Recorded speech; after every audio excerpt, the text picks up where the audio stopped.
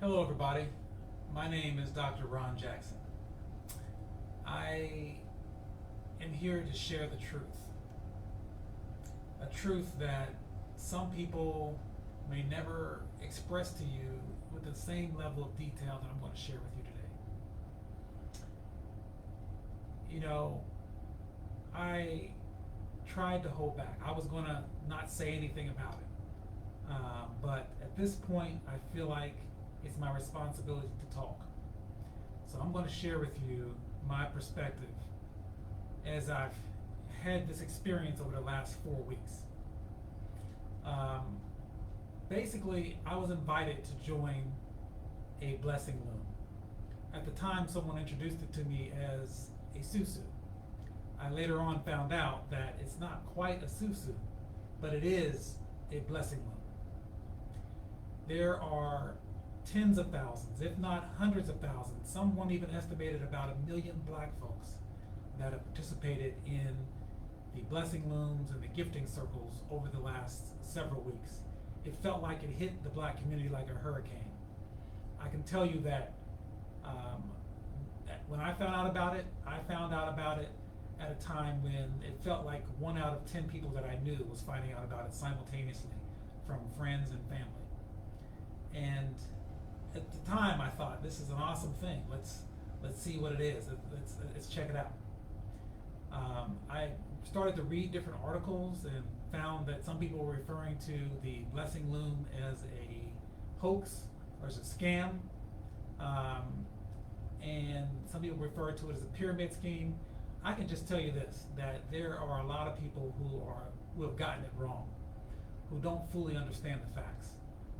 I'm going to share with you in this video the facts as I came to experience them in the last 4 weeks.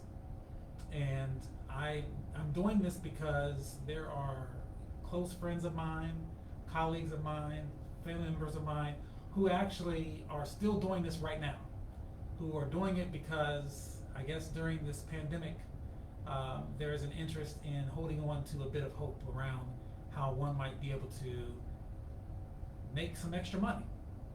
And so I can tell you this much, that one of the hardest things to do is to share with somebody the truth when they don't fully get it or understand it. And so here's what I'm about to share with you today.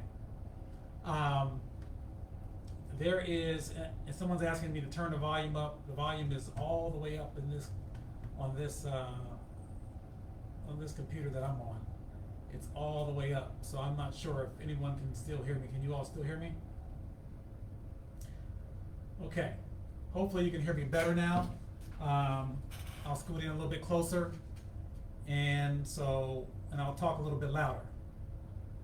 Someone's saying still talk louder. I don't know how I can talk any louder than this. This is pretty loud from my end.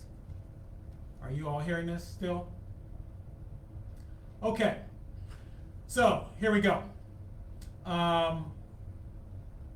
You said you can barely hear me still. It's interesting, because I don't know how we can even turn this up louder than this. Let me see if I can adjust the volume differently somewhere. No. Okay. Okay. I'll go back. Okay, here we go. Hopefully that helps. I'll talk a little bit louder. So here it is. I, over the last several weeks, participated in something known as a blessing loom. I participated in something that I thought was going to be really a wonderful way to make some money. And what I discovered is that it's not what it seems to be. So let me share with you what happened. I was invited by a friend of mine a couple of weeks ago to take $500 and to invest that $500 into something called a blessing loom. And I was told that if I give this $500, that I was going to be able to see $4,000 in about 4 weeks. And so I said, fine, that sounds interesting. Worst come to worst, I could lose $500. It won't change my life. I won't be homeless. I'll go ahead and try it. I figured it was a little bit of a gamble. Anytime you have an 8-time multiplier in your investment, of course it's going to be a little bit of a gamble. But I really thought I was going to be going in with a pretty strong sense that I was going to get paid. In fact, I would have argued that I had about an 80% chance of getting paid. I'm going to explain to you now, just in a few moments, why that was inaccurate. But here's what happened. So I paid my $500. I was told I needed to recruit 2 more people. And so I started working on 2 more people. I invited a good friend of mine, and I invited a longtime friend of mine from back in the day. And I said, okay, we're going to get these 2 individuals together and ask them to find 2 more people. Of course, this meant that it was a pyramid structure. I'd always avoided pyramids, but they weren't necessarily inherently illegal. At least I didn't think so. I started reading articles saying that it was illegal. And I was like, nah, I don't think so. I read the FBI website. I read the Security Exchange Commission website, and they referred to it in this really weird way as illegal. Well, one thing that I did discover is that the language was not very clear. I didn't understand. So what I did was I went ahead and I contacted a friend of mine who was a judge. I wanted to know what made a pyramid scheme illegal, or if it was in fact illegal. And here's what he told me. He said, pyramid schemes are not inherently illegal. They are not inherently illegal. If they were illegal, then there would not be pyramid structures like Avon, Amway, Prepaid Legal, Mary Kay, right? All of these different ones are considered sites that are considered legal pyramid schemes. If you go to a recent article by within the Washington Post, you can just look up Washington Post pyramid scheme or SuSu.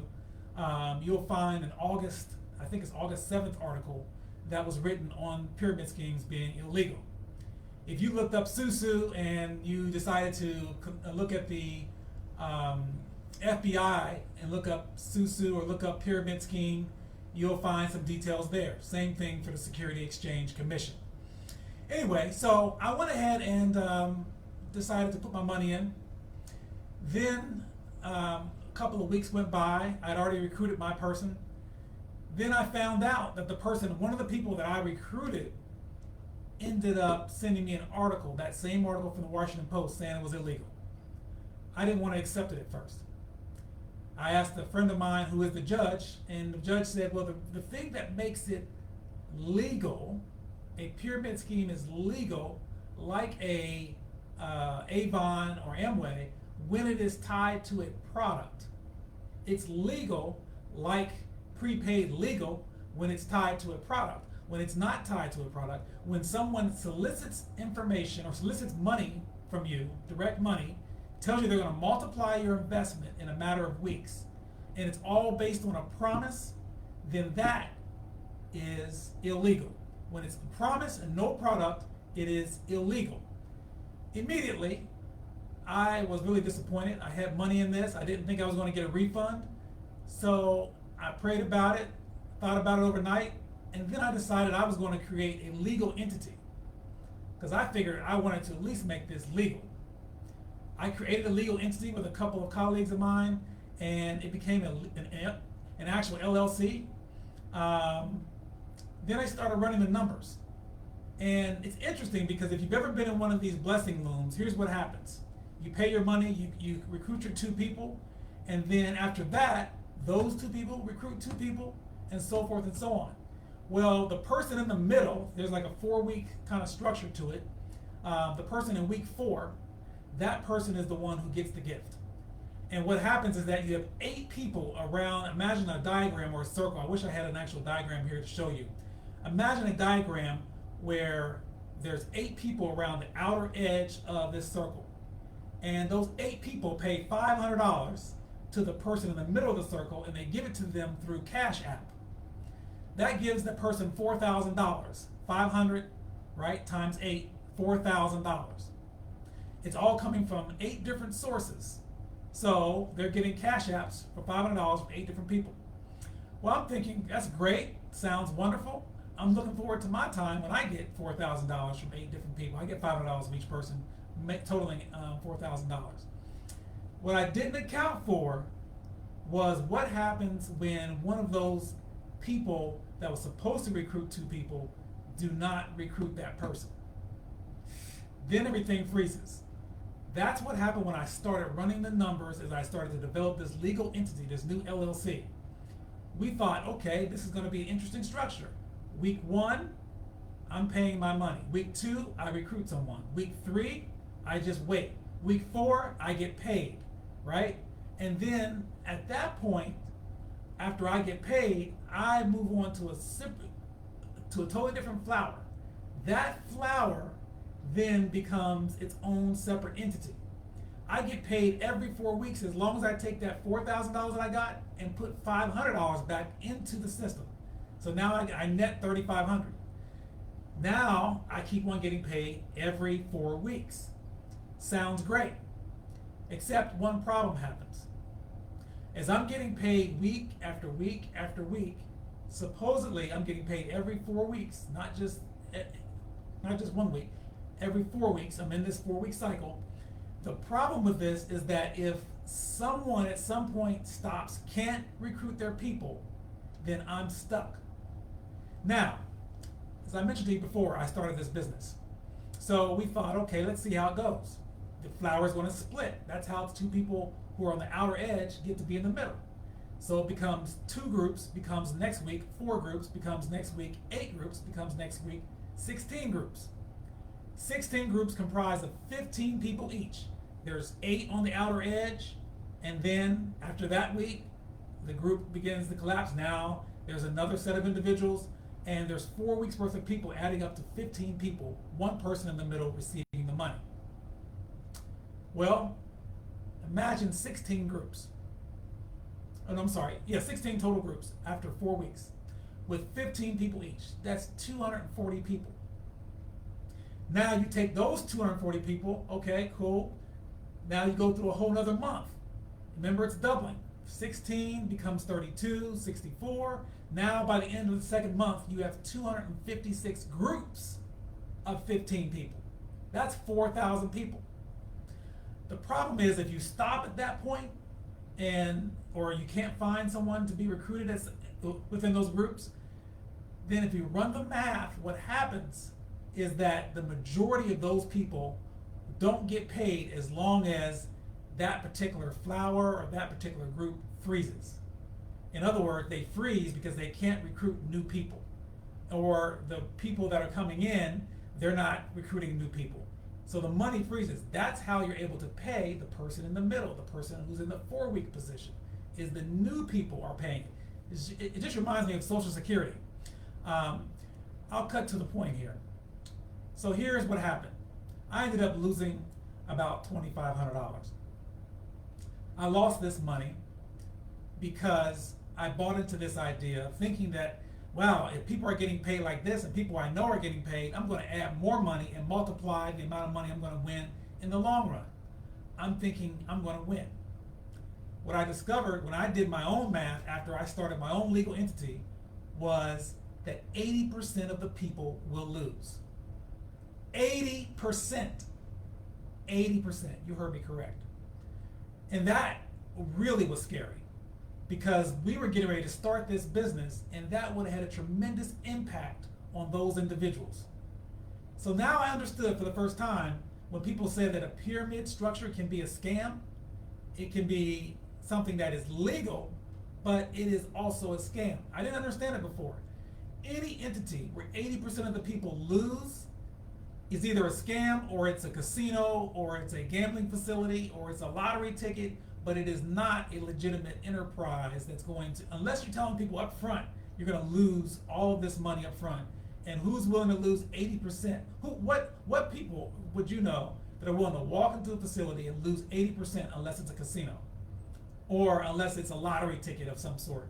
And they're saying, there's a very little chance I'm going to win. I thought I had about an 80% chance of getting my money multiplied 8 times. And instead, I lost a lot of money in the process. there are hundreds of individuals that are in this, thousands of individuals in this. I've even heard people say it's about 1 million plus black folks in this. You need to tell your friends, you need to tell your family, you need to let this word go out far and wide. Do not get involved with a blessing loom. Do not get involved with anything that is a gifting circle. People call them SuSu's. That's a wrong name. The traditional SuSu does not have this problem. A traditional SuSu is one that's a limited, restricted amount of individuals with a restricted amount of money. It's not multiplied the same way. So I'm just telling you right now, if you don't know any better, if you haven't heard anybody talk about this, I'm telling you, I talked to 5 different lawyers. I talked to investment advisors, financial folks. I actually went through a whole process. Mathematicians, IT people, trying to run the math, trying to see if there's some way we can make this legal. And it always ends up being the case that if there's 15 people on a circle, and within that gifting circle, only one person's getting paid at a time, that any time the musical chair stops, that's 14 out of 15 people that are not getting paid. And that is a scam. And I would say run as fast as you can. Do not get involved, because you'll be just like me. You'll be empty-handed and you'll be upset. We got to stop this, and we got to stop it now. That's it. That's all I wanted to share with you right now. There's a lot more detail I could have shared with you. There's a lot more detail in terms of the Christian community that's involved with this that I could be sharing with you. Most of the people I know are involved in some church or church gifting loom blessing circle. Some pastors and ministers are running these things. It is illegal the way they're doing it, and it's unethical. I was trying to make it legal, but I couldn't bring myself to do the legal part knowing that it was tied to the unethical. And if you got people that are out there that are in it, they're 9 times out of 10 in it in an illegal way, and they can actually subject themselves to danger, to criminal, to actually being brought in for this. All it takes is the feds or a prosecutor to come after you, and they can do that, even if you're just a participant, even if you're not running it. So I would say, just get out of it. Don't ever get into it if you're not into it. Don't let your friends get into it. If they do want to be into it, cool, that's fine, but inform them it is illegal and it is unethical. And that is the final word I have to share with you today. All right, everybody, be blessed.